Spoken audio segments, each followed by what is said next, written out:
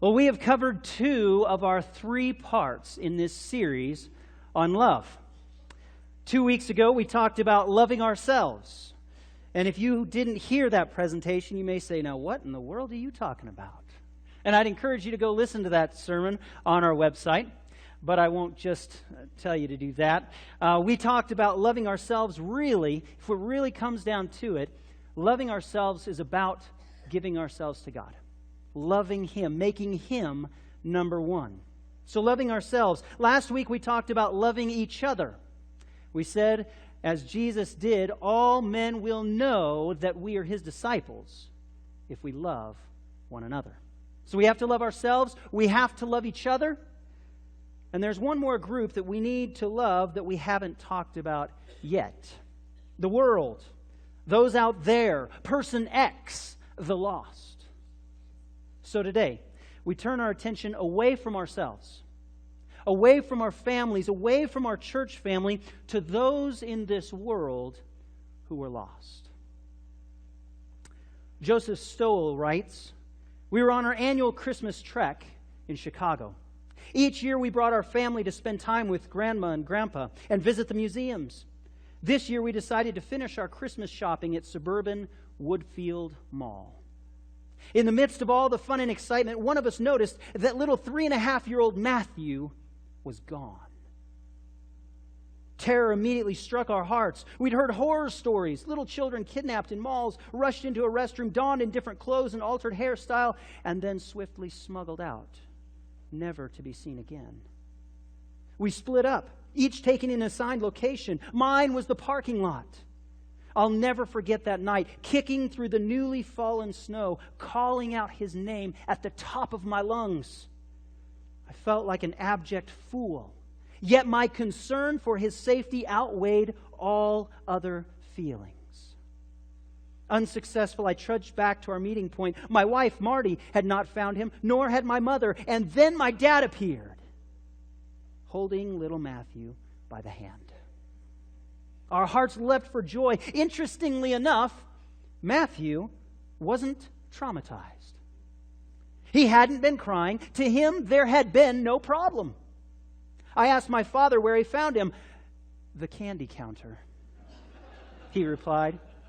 You should have seen him. His hands were behind his back, and he was looking back and forth at all the spectacular options. Matthew didn't look lost. Matthew didn't know he was lost. He was oblivious to the phenomenal danger he was in. This is a candy counter culture where most people don't look lost and don't know they're lost, living for consumption. Friends, there's a world full of people who are allured by this world. They are consumed by the desires of this life. They have no idea what's going on. They have no idea what is coming. They have no idea that they are lost without Jesus. And it is to these that we are called to love. And if we accept and apply the principle of love that I've shared the last 2 weeks, then loving this world is not a sappy emotion. Rather, love is a choice, a commitment to those who are lost and don't know it. So what can we do? Where do we start? The world is kind of a big thing to love. Well, as we have done each week previously, I believe that we have to begin by looking at Jesus. What did Jesus do? How did he reach the lost? How did he live his life? Ellen White was writing the book Ministry of Healing in the early 1900s. She was writing a particular chapter entitled Teaching and Healing. She talked about the importance of the disciples, his 12, those who were to carry on the work that he had done. She talks about the importance of their job to go out and to heal and to save the lost. She goes on to talk about the terrible conditions of the world today. And she was writing 110 years ago. She writes about what the world needs today, and she says the world needs today the same thing that it needed 1900 years ago. The world needs a revelation of Jesus. And friends, you and I are the chosen instruments to share this revelation of Jesus with the world. But how do we go about accomplishing this task? How do we become the hands and the feet of Jesus? How do we provide for this world what they desperately need? Ellen White writes there in the Ministry of Healing, page 143, she says, Christ's method alone will give true success in reaching the people. Beat them over the heads into submission and bring them into the church. That's what we're supposed to do, right? No. The Savior mingled with men as one who desired their good. He showed His sympathy for them, ministered to their needs, and won their confidence. Then He bade them, follow me. So this is the way we can reach this lost world for Jesus. This is how we can really love the world. We can be committed to the world. We can share the love of Jesus with them. Now let's break down this statement a little bit. There's a lot of information there. First of all, Jesus mingled with men. You know, sometimes we find ourselves on this little island called church. We find ourselves separated from everybody else on this little island called church. And sometimes we're not the one doing any rescuing. We're the ones that need rescued. When we're stuck on this little island called church, we're doing no saving. We're doing no sharing with this world. We're just enjoying our little tropical paradise. And the world is dying all around us. We have to get off of this little island called the church, and we have to go out into the world and be the salt and the light. Jesus said this very thing in Matthew chapter 5. You are the salt of the earth. But if the salt loses its flavor, how shall it be seasoned? It is then good for nothing but to be thrown out and trampled underfoot by men. He goes on. You are the light of the world.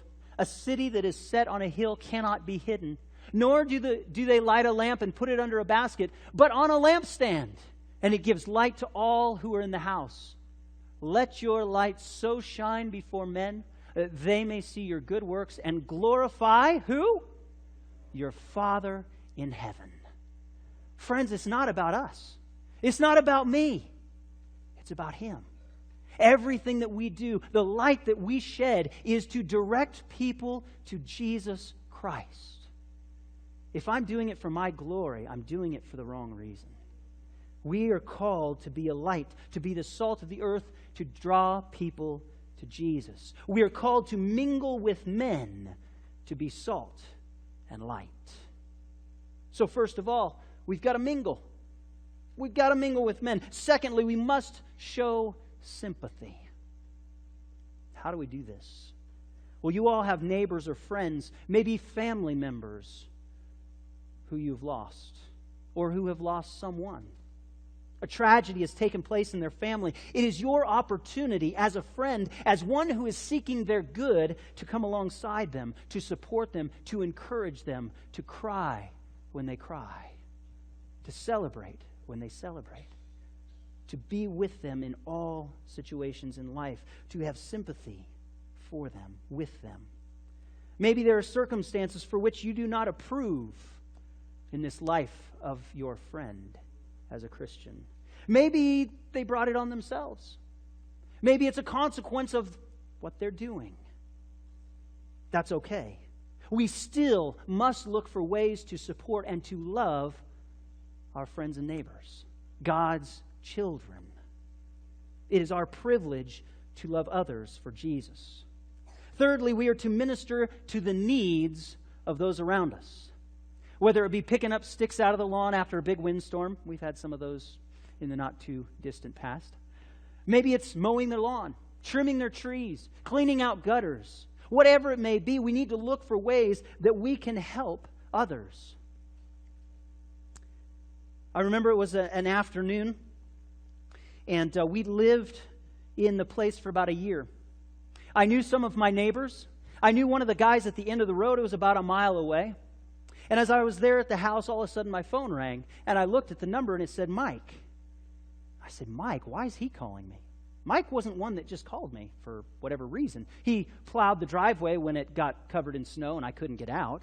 But Mike didn't just call me, and I thought, well, what's going on? I picked up, hello? And it was Mike's wife. And he says, hey, we're at the hospital. Mike's been on some medicine. I need to know what he took and when he took it. There's a list in the bedroom on our nightstand. Would you go get it?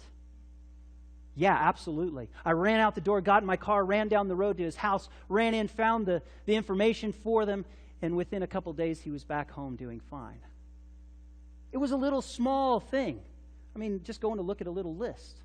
But it made a world of difference to Mike and to his family.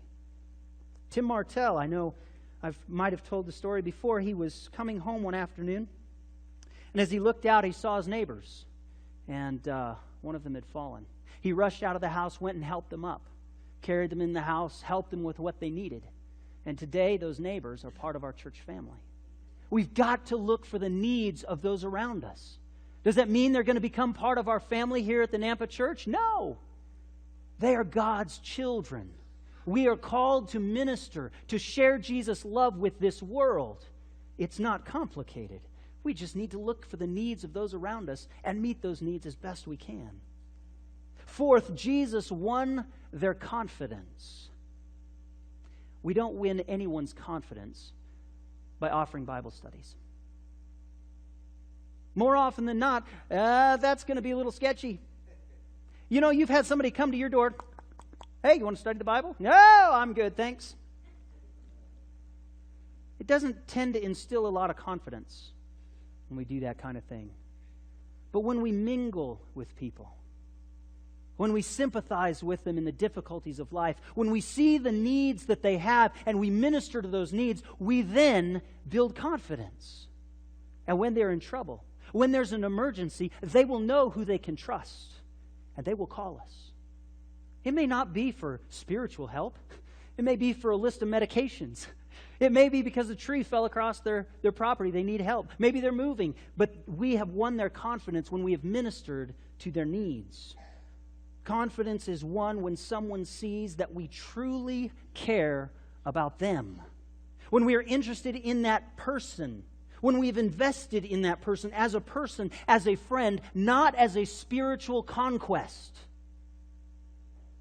We have to love those around us.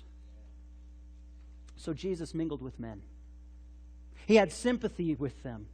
He saw the needs of those around him. He won their confidence. And then Jesus invited them to follow him. After others saw that Jesus had their best interest at heart, once they trusted him, once they knew that he was genuine in his care for them, then he could minister to the needs they may not have even known they had. Now, the fun part comes. The practical application. If you've heard me speak here before, if you've been here for some time, you know I like the practical application. That was my favorite part in my education, is when I got to get out and do the work. I love practical application. So when it comes to loving the world, is there anything practical we can do? Is there anything that I can do to love the world? What do you think? Man, I stumped you guys. Have mercy? Yes! The answer is yes! There's a lot we can do to love this world for Jesus. If there wasn't, we would be a bunch of troubled people. Well, we're that anyway sometimes. But anyway, there are many things that we can do. And I want to give you just a sampling of ideas this morning. Just something to get the creative juices going in your mind. It starts with simple acts of kindness. No. Acts of kindness. How about holding the door for somebody? You can even be happy. He could use one of those smiles, right? Goes a long way. Yeah. Holding the door for somebody, offering help to them. How about handing out water or lemonade at a trailhead at some of the green belts around town? How about in July, when it's so hot you just want to lay in an ice bath? How about going out to the park and handing out popsicles? Not selling them, Giving them out as free gifts. No, not even half price. Free. Free. No strings attached. How about helping that lady who's struggling to load her car with those 2 rambunctious kids? You've seen her. Some of you are that lady. Some of you have seen it but aren't there yet, but it's on the way. 2 rambunctious kids. How about unloading her cart for her? How about taking that cart back for her? How about the clerk whose line you're in who just got verbally assaulted by the customer before you? How are you going to treat that clerk? How about giving them some encouraging words, even if maybe they aren't doing the greatest job? How about inviting friends and neighbors to a car wash? A free car wash. A free car wash here at our church in 2 weeks. I'm not joking. June 7, we're going to have an absolutely free car wash. This means we come together. We invite our friends and our neighbors to come and have their cars washed for free. Free. Absolutely free. We are not accepting donations. We are not raising money for any ministry. We are doing ministry. How about it? A free car wash that's actually free. How many of those have you seen? You see all the free car wash signs and they have the bucket when you come by? Yeah, we're raising money for... No, free car wash. All right, you can do it. You can help us wash it. That'd be great. Bring your car. Bring your neighbor's car. I want to see a line of cars out of our parking lot because I want to show the love of Jesus to our community. And that's why we do it. We don't do it for any glory. We don't do it for any praise. We do it to share Jesus' love with this community. June 7th. You're going to hear more about it in the next 2 weeks. Don't worry. We're going to make sure that everybody knows. For those of you who listen to KTSY, you know about the drive-through difference, right? So the whole concept is you call KTSY or you go online and you get some little cards. They give you some business cards. And then when you go through the line at Taco Bell or Starbucks or Sonic or wherever you go, you pay for the person behind you. You give the cashier the little card and say, here, give that to them. You bless somebody. No strings attached. There's nothing they have to do. It's simply a gift. And we have cards coming soon too. These are our church cards. We're going to have thousands of them for you all to use to bless others. You want to do the drive-through difference? You can do the drive-through difference for the Nampa Seventh-day Adventist Church. You can go through and you can pay and you can leave this card and say, hey, hand this to the person behind me. You can bless the community. We want to bless the community, not because we're trying to get praise or credit or anything else, because Jesus has given us a free gift. He's given us more than anybody else ever has. He's given us eternal life. And what better can we do than to share that blessing with others? The point of all this is to show people that Jesus loves them. And before we can effectively do this, we have to love ourselves. That's why we started with loving ourselves. Once we love ourselves, once we give ourselves to Jesus, we experience His love. We experience His grace. And it is so wonderful. We have to share that with this world. And when we're able to experience His love, and when we're able to share that with others, all of a sudden, nobody can stand around us without getting wet. Wet with the love of Jesus. And nothing is better than that, an infectious Christian. But we're not limited to working at home. Home is not the only place we can work. Our own neighbors and our own community is not the only place we can work. The city of Nampa, the Treasure Valley, the state of Idaho, that's not the only place we can work. We've talked about doing events here at home to bless others, to share Jesus with them. But the work here at home is not the only option. There's work being done around the world